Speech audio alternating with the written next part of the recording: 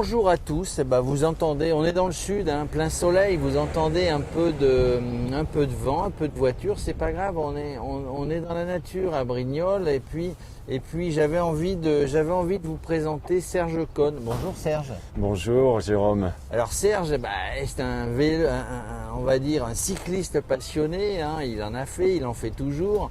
Il a dans sa famille des gens qui font des exploits à vélo, il pourra nous en parler d'ailleurs, mais il a écrit un livre sur Henri Guimbard. Henri Guimbard, certains d'entre vous le connaissent, d'autres ne connaissent pas.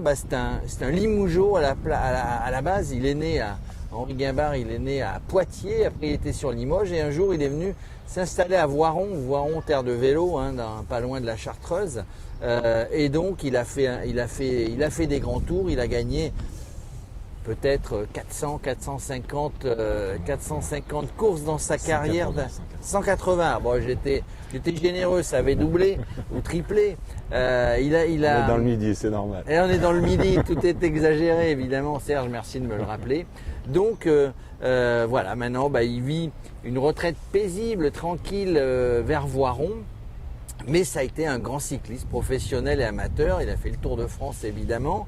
Alors Serge, qui est Henri Guimbard et pourquoi tu as eu l'idée finalement d'écrire Henri Guimbard, il est né en juillet 1938, on a pile 20 ans d'écart. Hein. Je ne suis pas une jeune fille, donc je ne vais pas vous cacher mon âge, mais c'est vraiment un personnage extraordinaire qui vit encore ses courses comme si c'était hier. Donc moi, quand j'ai fait ma petite carrière de cycliste, c'était l'idole dans ma région, hein, sur Rives, sur Voiron, sur Tullin, c'était Henri Guimbard, c'était le modèle, c'était la vedette. Et il s'est occupé de mon frère. Donc moi, je l'ai côtoyé. D'ailleurs, il m'a rappelé une anecdote, parce que comme j'habitais déjà sur Chambéry à l'époque, il m'avait raccompagné jusqu'à Voiron. Et quand on s'est quitté, je lui ai dit, putain Henri, si je t'avais connu avant, je suis sûr que je serais passé professionnel. Voilà, bon. Moi-même, je ne m'en rappelais pas, et lui qui a 20 ans de plus que moi, il s'en rappelait. Pour vous dire la mémoire qu'il a, quoi. C'est impressionnant. Donc, alors, il a fait une belle carrière d'amateur. Hein, je disais une très très grande carrière. Il était vers Limoges, Limougeaud, il est descendu à Montauban. Une belle carrière d'amateur. Un passage professionnel et donc Tour de France, Grand Tour. Tout à fait. Donc un bon coureur cycliste. Oui. Donc Henri Guimbard, moi je l'ai perdu de vue après. Lui, il a eu sa vie, moi j'ai eu la mienne, et on s'est retrouvés il y a 2 ou 3 ans où on a commencé à se passer un coup de fil par semaine, 2, 3, et puis on s'appelait tous les jours. Et puis quand j'ai vu toute la richesse qu'il avait, j'ai dit non mais Henri, il faut que tu fasses un livre. Donc là, je me suis fait ramasser. Il m'a dit écoute-moi bien Père Cohn, je suis content de t'avoir retrouvé, mais le livre, tu oublies. Je dis Henri, moi je te respecte, si tu veux pas de livre, on passe à autre chose, j'irai ramasser des champignons avec toi, je partagerai beaucoup de choses avec toi, mais le livre, voilà. Mais il avait tellement, il faut savoir qu'Henri, donc né en juillet 1938, donc vécu dans le Limousin, jeune. Il était dans un petit village juste à côté d'Oradour, là où il y a eu ce massacre. Donc il a vu les troupes SS passer, il a entendu les coups de fusil, il s'est bien douté qu'il se passait un massacre juste à côté, donc ça l'a marqué au fer rouge. Après, donc ses parents étaient couturiers, donc ils vendaient un petit peu du matériel, et puis quand il est revenu dans le Dauphiné, là il a vraiment vendu les vêtements que ses parents fabriquaient. Mais à l'époque, comment on vendait les vêtements? À vélo. Son père lui accrochait une valise, 2 sacoches, et vas-y mon petit, va vendre, et tu rentres le soir, quand t'as vendu ce que je t'ai mis dans les valises, donc voilà, il partait. Mais pour vous dire qu'Henri, il a commencé à aimer le vélo à partir de cette période-là, et quand il vendait donc ses vêtements, il s'est arrêté en redescendant le col de Remeillère, donc il va parler à tous les cyclistes qui ont traversé le Vercors. Il s'est arrêté dans une petite chapelle qui s'appelle la chapelle d'Armieux. Il a pris un petit bout de papier qu'il en a sa sacoche, et il a écrit mot à mot « Marie, fais-moi devenir coureur cycliste ». Alors Henri, si je raconte ça, parce qu'il m'en voulait, parce qu'il voulait pas trop que je le mette dans son livre et tout. Je lui ai dit « Mais Henri, mais ça c'est une anecdote. On voyait déjà que tu étais mordu, tu avais 15-16 ans, tu vendais des vêtements pour tes parents et tu as demandé à Marie de l'aider à ce que tu deviennes coureur cycliste. Et tu es devenu coureur cycliste. Ça veut dire que Marie l'a aidé. Ah bah quelque part elle a dû l'aider. Donc j'espère qu'il m'en voudra pas de raconter cette anecdote. Enfin, il m'en voudra quand pas, on écrit des livres sur des gens comme ça qui ont été des coureurs longtemps dans le peloton amateur et professionnel, il y a tellement d'anecdotes. Ah bah là, tu parles de vélo, bah, il livrait les vêtements à vélo.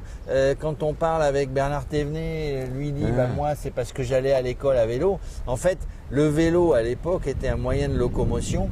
Un moyen de transport, un moyen de livraison. Et il y a beaucoup de coureurs de l'époque, ce qui est un petit peu moins le cas maintenant, beaucoup de coureurs de l'époque, dans ces années-là, bah, qui n'étaient, leur vie était à vélo. C'est comme ça qu'ils sont devenus des coureurs. Mais bon, on était fait pour se retrouver. Parce qu'une autre petite anecdote, quand il vendait ses vêtements, quand il avait assez vendu, parce que s'il vendait pas, bah, il n'avait pas de quoi manger à midi, il s'arrêtait dans le petit village de Saint-Gervais-le-Port. Alors ça, on l'a appris après le livre. Bon, je pense pas que j'aurais mis dans le livre. Mais quand il avait assez vendu, il achetait une baguette de pain, une boîte de pâté au Lida, et il allait donc au Café Cogne, le café de mes grands-parents, comme par hasard. Voilà, donc il se faisait servir une limonade, il mangeait son bout de baguette et son bout de pâté, sa boîte de pâté au Lida avec son... Parce qu'il tournait souvent avec un de ses frères. Alors, non mais comme quoi, je veux dire... D'ailleurs, alors ça veut dire que vous étiez fait pour vous rencontrer, ah bah oui, évidemment. Là, comment, donc c'est toi qui l'as un petit peu poussé à faire... Ah oui, c'est moi qui l'ai poussé. Tu te disais, il y a matière, forcément, il y a matière. Puis il a tout gardé, il a tous les articles, je veux dire, pour moi c'était du pain béni, parce que bon... moi j'ai écrit avec la lettre d'Henri, mais avec tous ses articles, il a tous les journaux, il a tout, et il se rappelle de tout. Il a une mémoire d'un enfant de... Quel âge il a, Henri? Ben, il a 83 ans là en juillet. 83 ans, hein? Il a arrêté le vélo? Ah oui, alors il s'est fait opérer de la hanche, mais par contre donc il s'est fait opérer de la hanche en février-mars. Il a recommencé le vélo, mais bon il souffrait sur le vélo. Après pendant 2 ou 3 jours, il n'arrivait plus à jardiner, donc il a arrêté. Mais donc depuis le mois de juillet qu'il a arrêté de faire du vélo sur route, tous les matins, il n'a pas loupé un matin sur l'home trainer 20 minutes à une demi-heure. Tous les matins, 7 jours sur 7. Pour vous dire qu'il a une âme de guerrier, quoi. Une âme de guerrier. Alors, il suit le Tour de France. Bah, bien sûr, toutes les courses. Il va nous suivre comme vous, comme toi, Serge. Il va nous suivre sur le Radio Cyclotour. Ah bah là, je peux vous assurer que oui. 4 heures d'émission quotidienne sur chaque étape du Tour. Enfin, c'est quelque chose. Il était dans quelle équipe? Il a côtoyé les grands? Ah bah oui. Donc quand il a fait le Tour en 66, il était dans l'équipe Mercier avec Raymond Poulidor. D'accord. Les cycles Mercier, d'ailleurs. Les cycles Mercier, tout à fait. En production en France, là. Donc il était avec Raymond Poulidor. Il a fait le Tour de France 66 avec Raymond Poulidor. Malheureusement, cette année-là, Raymond Poulidor, il a fait 3 ou 4 chutes. Enfin, il n'était pas dans sa forme au top, quoi. 66, bah, c'est un local qui habite sur Hyères toujours, Lucien Aymar, qui l'a gagné. Lucien Aymar, alors oui, si on parle de ces grands coureurs à l'époque, effectivement, bah, Lucien Aymar, il y a beaucoup de coureurs dans le Var. On en parlait l'autre jour, puisque aujourd'hui nous sommes dans le Var. Il y a beaucoup de coureurs. Donc Henri, bah, il a fait une belle carrière. Il a fait une belle carrière, surtout en indépendant. D'équipier, on va dire aussi. Oui, mais il avait plus une âme de leader quand même, quoi. Alors il n'aurait jamais gagné un grand tour, il le reconnaît. Mais en étant quand même un petit peu protégé, entre guillemets, je pense qu'il aurait fait une place dans les 10 sur le Tour de France. D'ailleurs, en témoigne, et il a fait 6e d'un critérium du Dauphiné libéré. D'ailleurs, il fait une place derrière Lucien Aymar cette année-là, quoi. Non, c'était un très très bon coureur. Alors toi qui suis, et peut-être que tu as son avis, est-ce que le cyclisme a changé? Alors on parle des vélos, 3 millions de vélos vendus en France chaque année maintenant, donc tout le monde se met au vélo, mais il y a la compétition, la grande compétition. Oui. Est-ce que ce cyclisme-là, il a changé ou... Oui, mais ça reste notre amour, notre premier amour. Ça a beaucoup évolué, ses oreillettes, les routes ont changé. Mais bon, ça reste notre sport et on continuera à l'aimer. On a été vacciné avec un rayon, avec Henri, et on continuera à suivre notre sport. Alors tiens, en termes de vaccination, tu dis on a été vacciné avec un rayon. Nous, vous voyez, on est à 1 mètre, on a des micro-cravates. On est tous les deux vaccinés, évidemment. Voilà, respectez les gestes barrières. Tout à fait. Comment tu vois le Tour là, cette année? Tu t'y intéresses forcément. Ah bah bien sûr. Alors il va être dans des conditions particulières, un petit peu moins particulières que l'an dernier, mais plus particulières qu'habituellement. Comment tu vois ça. Et notamment, avant on disait pour gagner un grand tour, il faut en faire beaucoup avant, il faut l'expérience, etc. Ouais, Aujourd'hui, on s'aperçoit que les grands tours, ils sont gagnés par des jeunes de 22 ans, Pogačar, Bernal l'année d'avant. Enfin, c'est des jeunes qui sont presque sur leur premier tour et qui. C'est surprenant quand même quelque part. Ouais. D'habitude, fallait quand même acquérir de l'expérience, prendre de la puissance, voir. Je veux dire, un Bernard Thévenet, il gagne son 6e ou 7e Tour de France. Je sais pas, à présent, je sais pas, faut vivre avec son temps. Hein. Je veux dire, c'est des jeunes qui ont certainement un trait de forte capacité et tout, un meilleur entraînement, tout à fait, suivi, qui ont fait beaucoup de courses jeunes et tout, des jeunes quand même qui ont aussi peut-être plus de force de caractère qu'un Européen. Je veux dire, un Pogačar, ça vient quand même des pays de l'Est. Pareil pour Bernal, en Colombie, certainement qu'il a connu d'autres choses et tout. Ils vivent en altitude. Je ne sais pas ce qui fait arriver à gagner un tour à 22 ans. Tu vois un jeune Français là, dans les années qui viennent. Hein. Parce qu'il y avait des espoirs sur certains. Bon, il y a Alaphilippe, il y avait Pinot, il y en a d'autres. Bardet. Non, il y en a eu, mais franchement, je voudrais pas copier ce qu'a dit Bernard Hinault il n'y a pas très longtemps, mais malheureusement, moi, j'en vois pas de Français capables. D'ailleurs, on lui a reproché, certains ont reproché à Bernard Hinault mais Bernard Hinault, vous savez, une de ses caractéristiques, c'est la franchise. Oui, tout à fait. C'est quelqu'un qui a énormément de caractère. Il faut en avoir pour gagner 5 Tours de France. Sans caractère, on peut pas. Champion du monde, etc. Alors, Henri Guimbard, il est tranquille. Il vit sa retraite sur Voiron. Je vais le voir très très régulièrement. Je veux dire, on échange des livres. Il me prépare les dédicaces à l'intérieur des livres. Parce que tous les livres qu'on a vendus, on n'a pas fait ça, aucun caractère commercial. Mais on essaye de récompenser ceux qui nous achètent ce livre. Alors justement, tiens, le livre que vous voyez là, je vais mettre à l'écran. On le trouve où? On le trouve dans toutes les bonnes librairies ou juste à Voiron pour l'acheter? Non, faut aller soit à Chambéry, soit me contacter ou contacter Henri Guimbard. Alors on va mettre les coordonnées de Serge. Voilà. Parce que vous allez voir là-dedans, vous qui aimez le vélo, vous allez voir des tas d'anecdotes. Vous allez, c'est sympa de lire des livres. On dévore un livre comme ça, fait d'anecdotes sur le Tour de France et sur le vélo. On le dévore en une journée. Oui, en une journée, il est lu. C'est une biographie qui retrace toute sa carrière. C'est sûr que j'ai plus accentué sur toutes ces années cyclistes, mais je parle bien de son avant-carrière. On parle beaucoup de son après-carrière. Il faut savoir qu'Henri, quand il a arrêté sa carrière en 1970, il a été 10 ans éducateur à l'Union cycliste d'Annecy. Et puis il a encadré une petite voiture qui démarre. Je pense que vous nous entendez quand même, ne vous inquiétez pas. On n'oppose pas les vélos et les voitures, nous, en fait.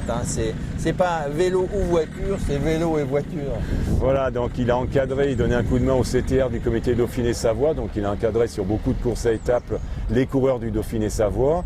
Et après, donc, il a encore été éducateur à l'Union cycliste de Rives, là où il a connu mon frère, ça m'a permis de me rapprocher de lui. Et puis d'ailleurs, il est toujours vice-président d'honneur, président d'honneur de l'Union cycliste de Rives. Voilà, donc ça, trouvez le bouquin, on va vous mettre où le chercher. Juste pour terminer, Serge Cohn, moi j'ai lu qu'il y avait alors j'ai oublié le prénom, un fantastique cycliste, ou pas cycliste, c'est pas ton fils qui était sur l'Everest. Non, il n'a pas été sur l'Everest, parce qu'à présent il y a des épreuves pour les amateurs. Non, ça s'appelle l'Everesting. Ça veut dire que pendant 24 heures, il faut monter les 8848 mètres de l'Everesting.